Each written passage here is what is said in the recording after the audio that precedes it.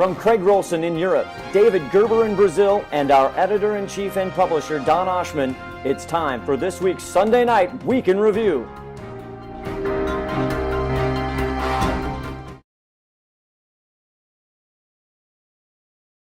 And welcome to this tonight's edition of HideNet.com Week in Review Market Reports covering Latin America, Europe, and North America. In Craig's report, Craig Rolson, editor from Europe, this week, European report, writes that Irish slaughter statistics are available. They're not lower, they're available. Talks about Le Queer, the Paris show, is fully sold out for September. This old show, which has morphed into a modern event and now has drawn a lot of people, is sold out. There's an article in this week, our European report, Craig has on Italian leather bag exports, which is interesting. Handbags, that kind of stuff, accessories in the Italian leather industry, which is still doing well. Also in Europe, which is typical for this time of year, and do the Italian vacations or all of our European vacations, trading is grinding to a halt. It's very, very slow, and people are just preparing and shutting down their operations, preparing to close for a month. That'll start around the 1st of August, or maybe in the last week of July in some cases. Tanners will stop soaking. There's some pressure as a result on abattoirs to reduce prices because the traders, the salters, aren't that anxious to buy and hold inventory. So what's not already forward sold, there's not people standing in line at the door to buy the fresh hides as there were.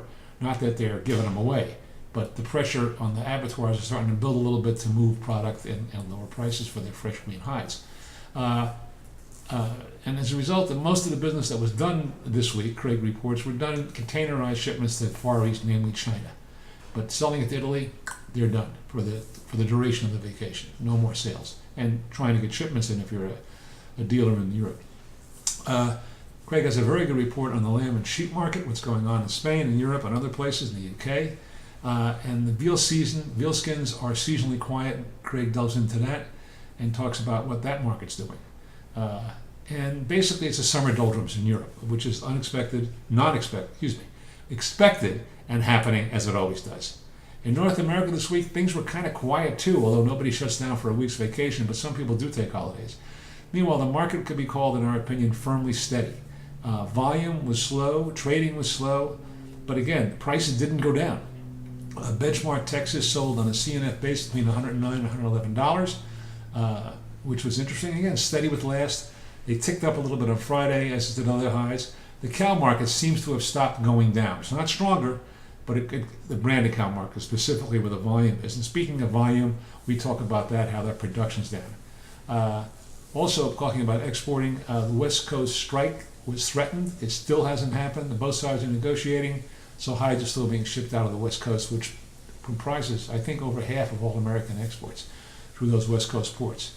Slaughter sales surpassed slaughter this week and shipments in the reporting period ending July 3rd. So sales are still going on, and the production was way down because packers closed for one day on July 4th for a holiday. So it was only really a 4-day slaughter period. As a result, I think the slaughter was about 491,000 instead of the usual below 600,000. And speaking of that, in our report we talked about projections, what the kill's going to be for the rest of the year, and it's not going to be big. The kill is down 6.6% year to date, and packers say we expect this to continue. The cattle aren't there, there's some herd rebuilding, and a lot depends on how much money packers can make when they buy the cow, take off the skin, and sell the meat. By the way, speaking of all these trends, speaking of all this information, here's the commercial. Before we get to Latin America, can you afford to be without all the information you need to operate your business? Are you paying too much? Are you selling too cheap? Do your competitors know what's going on? Do your customers know what's going on? Do other people in your company know what's going on? HideNet.com. Get a free trial. Free. If you don't like it, don't subscribe. But if you do like it and find why so many other people all over the world like it, then it'll be a big money maker for you. That's our commercial for today. Latin America, fresh green hide prices were stable, were steady, which is confounding everybody because the price of wet blue is not stronger. It's, if anything, a tad weaker. It's basically steady. So the spread between what the packer can sell his raw fresh hides for in Argentina and Brazil And what that tanner who takes that and makes crushed or wet blue, the margin, I don't know how they're doing it, but they're doing it. But they can't get the green price down, and they can't get the wet blue or crushed price up, and it's a conundrum for tanners in that part of the world. We have a Brazilian slaughter report, but also Brazilian export totals for the period, for the first quarter, or for the first half. And our David Holes, who writes these reports, was in Europe for the last 2 weeks, visited a lot of his clients, and wrote a very good report about what he saw going on in Europe, not only for Brazilian product, but all tanneries. He visited a lot of people and wrote a very nice report, which is in our Latin American report this week. Also, we have lamb and sheep prices from Chile, Uruguay, and Peru, which is of interest to many people.